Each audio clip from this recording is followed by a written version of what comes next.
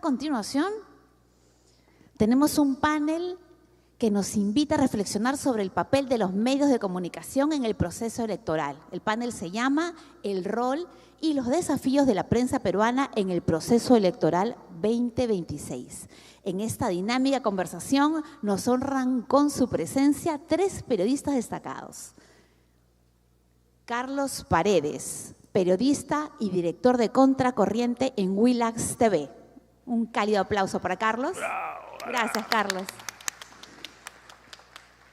Nos acompaña Alfonso Baella, periodista y director de Canal B. Adelante, Alfonso. Y para cerrar este prestigioso panel, vamos a invitar a Carlos Cabanillas, periodista de Perú 21. Honremos con un aplauso de bienvenida a nuestros distinguidos panelistas.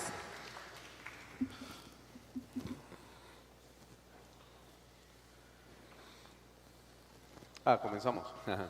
Bueno, buenas tardes. Me han pedido iniciar esta conversación. Algunos me han dicho como si fuera un programa de Baella Talks, pero en todo caso la idea es conversar entre los 3 sobre el rol de la prensa en esta campaña que todos estamos ya inmersos. Yo les propongo conversar de 3 temas, por supuesto, abierto a poder interactuar sobre este pensamiento. Y era lo siguiente, ¿no? Yo me preguntaba si podríamos dividir o en todo caso visualizar 3 dimensiones del debate sobre el rol de la prensa en esta campaña.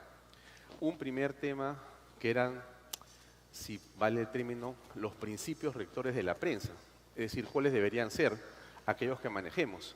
Un segundo tema que tiene que ver con, bueno, el poder en sí mismo, los intereses que hay detrás de una campaña y cómo manejarlos desde la perspectiva de la prensa independiente. Y un tercer tema, si les parece, amigos, era cuál es el impacto del mundo digital en esta campaña que viene. Creo que son 3 formas de ver el asunto, por supuesto, en la opinión de mis colegas que les parezca más importante. Quisiera comenzar quizá por la izquierda. Carlos Paredes. Gracias, Alfonso. El primer tema, sí. Buenas tardes a todos. Sí, sin duda que creo que esta elección del 2026 va a ser para el Perú, para la democracia del Perú, muy importante, trascendental. Y la prensa es muy importante en el proceso, ¿no? Cuando Alfonso habla de los principios rectores, yo creo que solamente hay que remitirnos al origen, ¿no? Yo siempre digo que la objetividad periodística que siempre se reclama, que siempre se evoca, químicamente no existe, ¿no? Creo que lo que existe o debiera existir es, digamos, el rigor profesional, la imparcialidad cuando se trata de algún evento controvertido, porque la decisión que tiene, por ejemplo, un director de un diario de poner tal titular o destacar tal o cual noticia, ya es una decisión subjetiva, que tiene que ver probablemente con la línea editorial del medio, tiene que ver incluso con su ideología, con sus filias, sus fobias, su punto de vista respecto al país, al mundo. Así que no podemos hablar de una objetividad, llamémosla químicamente pura, no existe, es una entelequia, ¿no es cierto?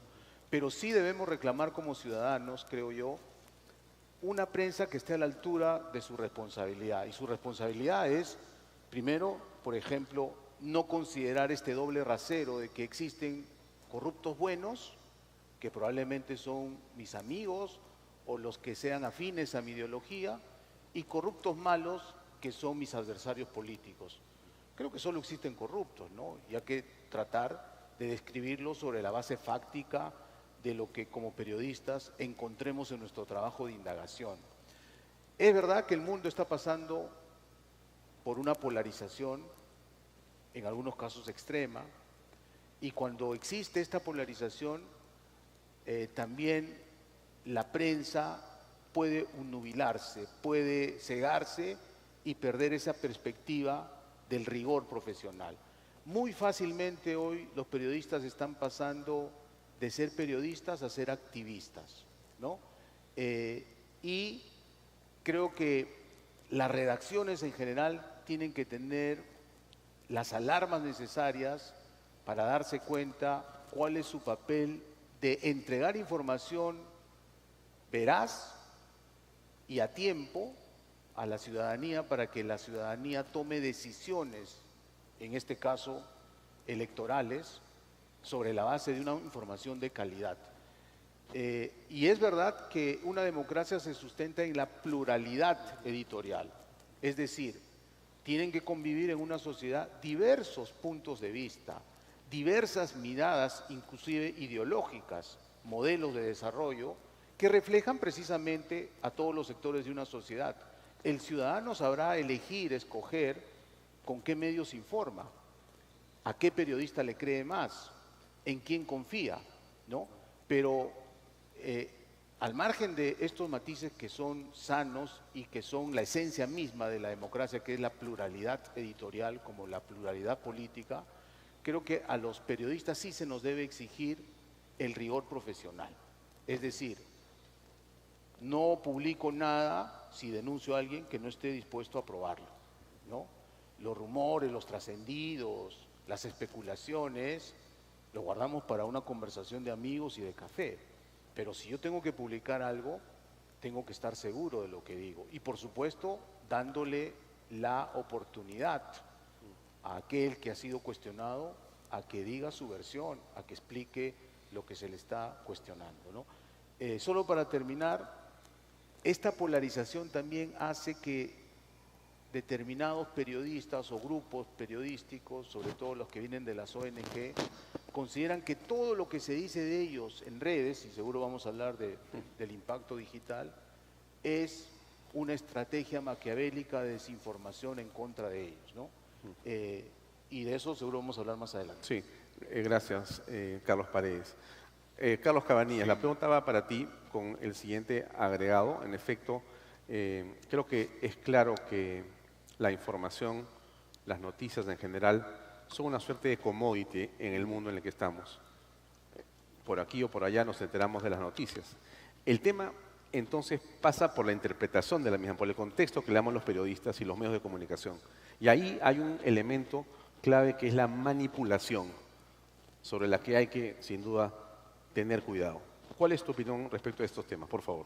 Sí, claro, yo creo que ahí hay una raíz, digamos, que podemos llamar económica de este problema, que es que, claro, como bien dice Alfonso, la información es un commodity, entonces el añadido viene a ser la interpretación, que no es lo mismo que opinión, pero que normalmente se confunde como opinión, y entonces ahí viene la carga extrema y terminamos cayendo en lo que ha dicho Carlos, el activismo, ¿no? Entonces, claro, como todos tienen la misma información, el señor se cayó del carro, qué sé yo, la carga que le damos es nuestra interpretación, nuestro sesgo, nuestra ideología, nuestra opinión, y ahí viene a veces el extremo del activismo, ¿no? Que es quizá un extremo de la línea editorial, ¿no? Uno puede tener una línea editorial de izquierda, de derecha, de lo que sea, pero en teoría, o al menos así se nos enseñó, en algún momento hay que separar opinión de información, ¿no? Entonces, lo objetivo, entre comillas, porque como bien dice Carlos, la objetividad no existe, pero digamos, el hecho en sí es el señor se cayó de la silla, qué sé yo. Pero ahí viene la opinión. Me parece bien, me parece mal, no me gusta la silla, etc. Entonces, el problema es cuando se mezcla la opinión con la información, y como la información ha perdido un valor, porque también ahí entra el tema digital, ha perdido el valor la información, la opinión ha crecido. Es más barata, es más estridente, ha servido, a la gente le gusta, entonces la información se ha reducido, se ha vuelto el commodity que menciona Alfonso y la opinión ha crecido. Y parece que al final todos opinamos, cada quien tiene una opinión y al final pues termina siendo muy barato, muy práctico encender la pradera y salir a gritar y a opinar. Y en Internet, como ustedes bien saben, el que más grita a veces llama más la atención, ¿no? Hemos llegado por eso a esta dinámica en la cual tenemos a veces medios muy gritones o gente muy troll en las redes, ¿no? Pero bueno, volviendo al problema, ¿no? Este problema económico también se manifiesta de otra manera, que es que como los medios están en crisis, como está sabido, entra también financiamiento, por ejemplo, de ONGs, ¿no? Que es lo que un poco hizo Carlos Paredes. Entonces ahí el activismo se vuelve ya institucional, porque ya no es solamente que yo me compro un discurso, sino que el discurso viene de antemano de que me patrocina, de que me auspicia, porque como el negocio ya no es el rating, la publicidad, ahora el negocio es la ONG, el activismo, de izquierda o de derecha, la fundación, la ONG, la institución que me paga o el empresario, ¿no? Entonces ya no es un tema de rating y de publicidad donde supuestamente hay esta pseudo muralla china entre la publicidad y la prensa. Ahora ya el tema es, yo soy un diario militante, o yo soy una web militante, o yo soy un periodista militante de un cierto activismo, de una cierta línea política, y una línea correcta para ver el mundo, ¿no? Entonces a mí me financia la ONG tal, y por lo tanto mi agenda es esta. Entonces ahí llega el tema del activismo que ha mencionado, que creo que es el último de los males que le ha llegado al periodismo, con el respeto del activismo y con respeto a las ONGs, pero digamos, el problema es cuando se mezcla, ¿no? Entonces creo que a la crisis económica que ya teníamos, a la crisis digital, a la crisis que le da a los medios, se le suma ahora este activismo, y encima en Perú se suman también las economías ilegales, ¿por qué no decirlo? Y también entran en política y también entran en medios, ¿no? Entonces ahí hay un conjunto de males, la tormenta perfecta, en la cual a veces pareciera imposible encontrar una opinión más o menos mesurada, ¿no? Más o menos buscando cierta objetividad que no existe, pero que hay que aspirar a ella, o como bien dice Carlos, pluralidad, ¿no? Y más bien se busca el estruendo y el sesgo, ¿no? Lamentablemente ser mesurado a veces no vende, ¿no? A veces ser equilibrado, que a veces suele ser, no siempre, pero a veces es la postura correcta, no es tan vendedor, no da tanto rating o no tantas vistas en los podcasts. Y bueno, estamos en una era, creo que hemos vuelto un poco a cómo era la prensa a inicios del siglo anterior, ¿no? Donde la prensa era militante, activista, ¿no? Y cada partido político, cada sector tenía su prensa, ¿no? Y luego tiene que llegar, yo creo, una nueva deontología, digamos, periodística que aborde estos problemas digitales, de activismo y de trolls y de fake news, ¿no? Que como han hablado también es también otro de los males que nos aqueja, ¿no? Bueno, y quisiera referirme al segundo punto, que tiene que ver con la influencia de los grupos de interés, ¿no? En realidad apreciamos también manipulación permanentemente. Y la pregunta es, ¿cuál es el papel que debe jugar la prensa frente a grupos de poder, ¿no? O de repente a los que se llaman mercantilismos, ¿no? Llámese de ciertas, digamos, grupos empresariales o de grupos de determinada especie, llámese bancos o AFPs o actividades económicas determinadas. ¿Cómo, digamos, debe jugar la prensa su rol para proteger la información, la comunicación y que el ciudadano finalmente sea el que sabe lo que está informando el medio, comentando el periodista o el comunicador y si es realmente, digamos, transparente y cómo debería administrarse ese tipo de notas? Carlos Paredes, tú que manejas no solamente cátedra universitaria, sino medios en este momento, ¿qué complicación? ¿Cómo haces? Sí, en un curso básico de periodismo siempre se nos dice, toda fuente tiene un interés. Por más legítimo y buena onda que sea, tiene un interés. El trabajo de los periodistas consiste precisamente en detectar si ese interés de la fuente, que a veces puede ser muy personal, la venganza, por ejemplo, coincide o no con el interés público, que es el derecho a saber de la gente sobre las cosas que afectan a su vida, ¿no? Y claro, Alfonso habla de mercantilismo, yo diría de populismo también, que hoy está muy de moda, incluso el populismo punitivo, que nos venden recetas supuestamente efectivas y hasta mágicas para resolver problemas muy graves como, por ejemplo, la inseguridad ciudadana o el desborde de la criminalidad organizada, que hoy nos aqueja, ¿no? Pero también existe esto que se llama las distorsiones en el mercado, por ejemplo, ¿no? Hace poco se ha denunciado a nivel de Indecopi y a nivel mediático también esto que le llamaron el cártel de las farmacéuticas, por ejemplo, ¿no? Que obviamente atenta contra el ciudadano, sobre todo contra el paciente de menos recursos. La obligación del periodismo es meterse a fondo y no solo denunciar al cártel, sino qué es lo que ha permitido que este cártel funcione, ¿no?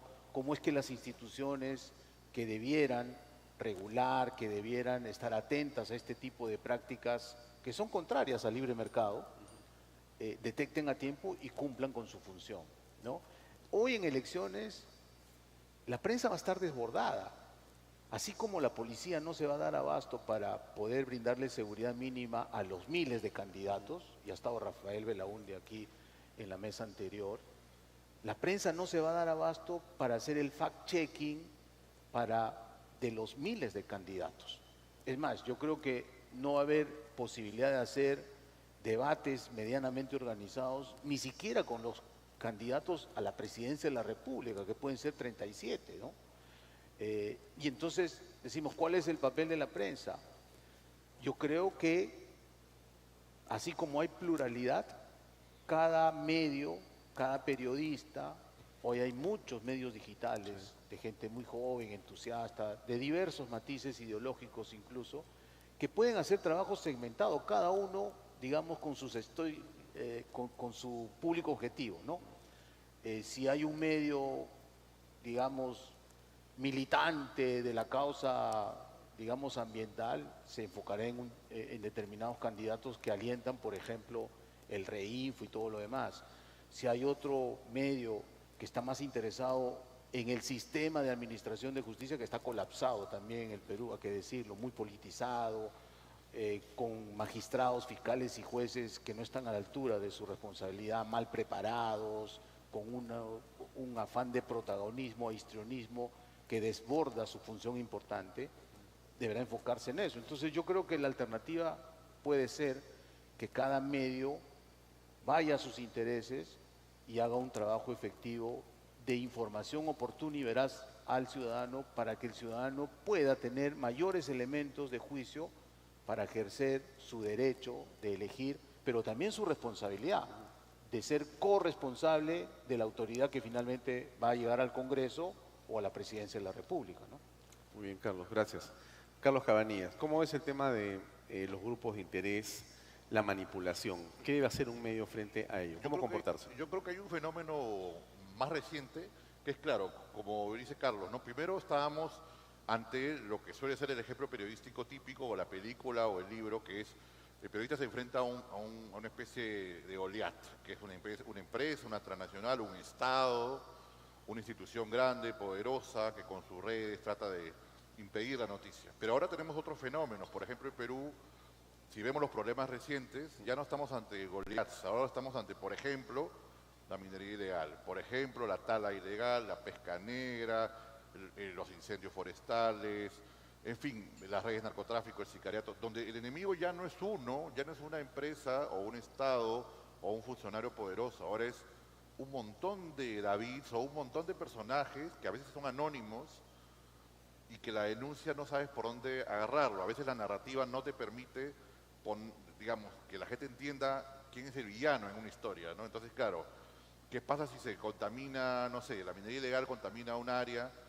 Entonces, claro, el malo normalmente es la gran empresa, el monstruo, el gigante, ¿no? Con su poder formal, mediático, político. No, en este caso es a veces una red, por ejemplo, una red de mineros que tienen llegada en el Congreso, que logran una ley y que llegan a un alcalde. Entonces el enemigo tiene muchos rostros, ¿no?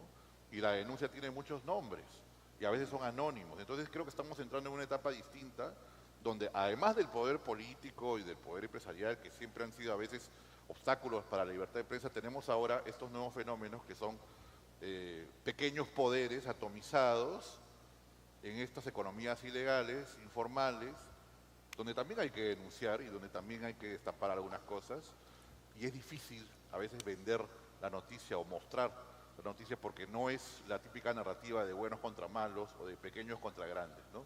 Ese es un fenómeno que me parece interesante como para comentar, que es muy reciente, ¿no? Bueno, entramos al último tema, que es el tema digital, muy interesante. En realidad, vivimos en un mundo donde lo digital se ha vuelto lo cotidiano y tengo, digamos, una reflexión de lo que dijo Carlos Cabanillas sobre la cantidad de exposiciones que a veces se busca para lograr tener de alguna manera más legitimidad, ¿no? Y sí, efectivamente es una forma en la que se mide, ¿no? Pero creo que si podemos dejar alguna lección que quiero simplemente dejar como reflexión, es que hay que encontrar los nichos de información. Creo que si algo debemos hacer como electores y quienes como electores buscan medios, es concentrarnos en aquellos medios o personas que tienen medios o que tienen programas y hacen contenidos que tengan credibilidad, que veamos que tienen principios y valores que se asemejan a los nuestros. No creamos solamente en que la cantidad de likes o de reproducciones va a ser la razón por la cual ese contenido tiene valor en realidad. Entonces, sí nos convierte a los, digamos, electores en personas que tenemos que filtrar, tenemos que analizar. La responsabilidad nuestra es elegir a quién creer también. Y para terminar, les doy a cada uno 1 minuto y medio. Por favor, Carlos, tu reflexión sobre este tema digital, por favor. Y después vamos con Carlos. Dale. Sí, solo quiero empezar con una anécdota. Hace poco una candidata presidencial o precandidata me dijo, cada vez que pongo un video en mis redes sociales explicando mi plan de trabajo, cómo voy a resolver determinado problema, tengo muy poco tráfico. Pero el día que puse a Cristian Cueva, se disparó a 500.000, ¿no? Entonces sí existe esta banalización también del contenido, ¿no? Y eso responde más que a los creadores de contenido digital, a los consumidores, ¿no? Ha cambiado muchísimo el consumo de información. Hoy todo lo hacemos básicamente por el teléfono celular. Está cambiando la manera como los medios están generando contenido informativo y a veces haciéndolo especialmente para la satisfacción inmediata. Los videos son muy cortitos. TikTok, que no es un medio de comunicación y mucho menos serio, es una plataforma simplemente donde todo el mundo puede subir cualquier cosa. Carlos, pero una pregunta chiquita. Pero entonces, en ese ejemplo que dices de la candidata que te comenta eso, la frase sería, no importa que hablen mal de uno, pero basta que hablen. ¿Se aplica en ese caso? ¿Crees que a esa persona le ha hecho bien estar junto con Cueva, por ejemplo? En términos de marketing político, para llamarlo de una manera, sí, ¿no? O sea, no importa que hablen bien o que hablen mal, lo importante es que hablen, ¿no? Que volteen a ver quién soy, ¿no? Creo que sí. Ya. Pero estabas terminando, por favor. No, simplemente para terminar la idea, creo que va a haber muchísima, y hoy estamos saturados de información, ¿no? Y claro, el algoritmo es el que está dominando el ecosistema mediático, vamos a decirlo así, ¿no? Y los ciudadanos estamos cayendo en ese juego perverso de que el algoritmo nos mande y nos ordene qué debemos consumir. Entonces yo creo que cada uno debe tomar sus medidas para que sea uno el que decide cómo se informa y no el algoritmo, ¿no? Muy bien. Carlos Cabanillas, ustedes que están entrando en Perú 21 cada año con más fuerza en el mundo digital, ¿cómo aprecias esto? Bueno, esto del algoritmo me parece clave, por ejemplo, ¿no? Si ustedes se dan cuenta, cuando le dan like a un amigo caviar, le salen más noticias caviares. Cuando le dan like a un amigo de derecha, le salen más noticias de derecha. Es invisible eso. Cuando ven más noticias de TikTok de un sesgo, de un lado, le salen más noticias del mismo sesgo.